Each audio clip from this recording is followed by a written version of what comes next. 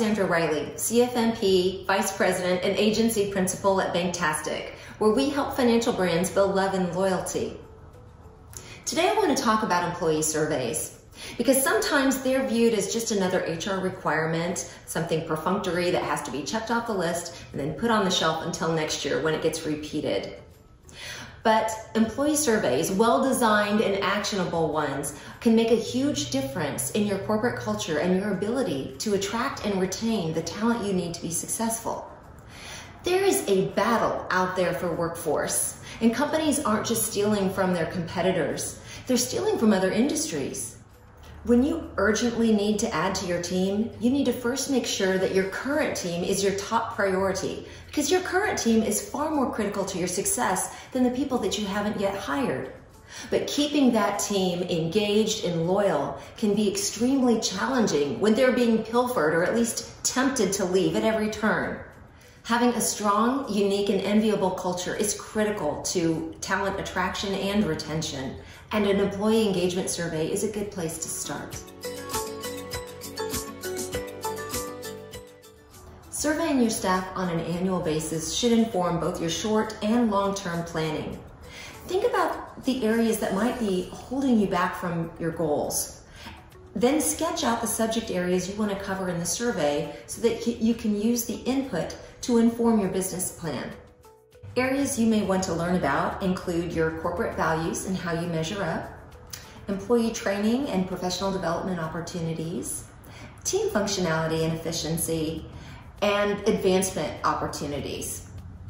You may also want to ask your employees how you measure up to the competition. Sometimes they might see opportunities that you don't.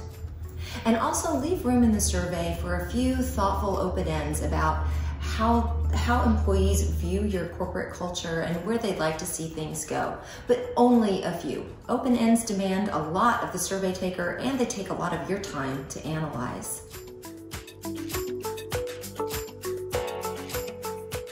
Three things to keep in mind as you write your survey instrument. Your survey questions need to be neutral, measurable, and actionable.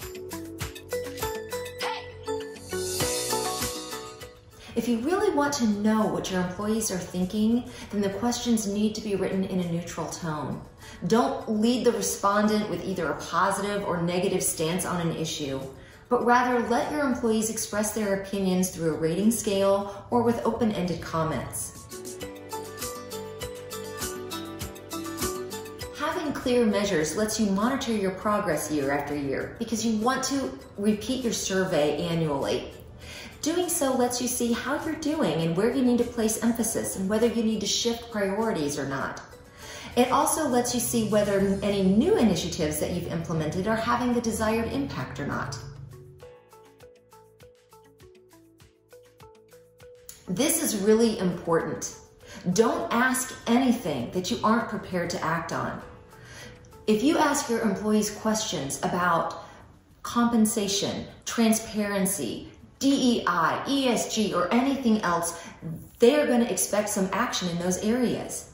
Your survey should not be a fishing expedition. Doing so could create frustration, resentment, and false expectations. A few things to avoid in your survey. Don't ask questions that are too personal in nature. For example, don't ask how work is affecting a domestic relationship. That would be crossing a line. And don't ask questions that would reveal the identity of the survey taker. If you really want frank input from your employees, they're going to expect confidentiality and anonymity. So respect that in the way that you ask questions. And lastly, avoid too much jargon or complicated vocabulary. Write the questions so that everyone in your employee pool can clearly understand what it is you're asking. You've written and deployed your survey. Now what? Analyze your data and then determine which areas you're going to address and how you're going to address them. You might need to set some priorities because it may be impossible to address every issue that was raised in the survey. And that's okay, as long as you report back to your employees. Thank them for their input and then tell them what you're going to do with it. Better yet, build action teams and make them part of that process. When they are part of it, then they have a vested interest in its success. And then lastly, set a timeline and do it. This is the most important part. Your action is your opportunity to either build trust or erode it. Employees are waiting to see what you're going to do and if you're really going to follow through. And that's it. If you need help creating a neutral, measurable, and actionable survey, then please contact us. In the meantime, thanks for watching and have a great day.